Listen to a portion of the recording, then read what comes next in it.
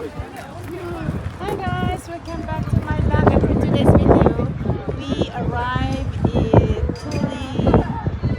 Tulips Fields here in Coley. Medyo malayo din pa yan. Sorry. Guys, posing dito, picture dito. Ayan, photo booth first. This is the entrance to Tulip Fest. We have to go in there. Ayan, mga bulaklak sa entrance para makikita mo na yung mga tao. Excited guys, papasok na kami sa loob. Tara, samahan nyo kami! Mga Pilipino din doon guys. Ayan, kanya-kanya. Picturean. Hala, sige.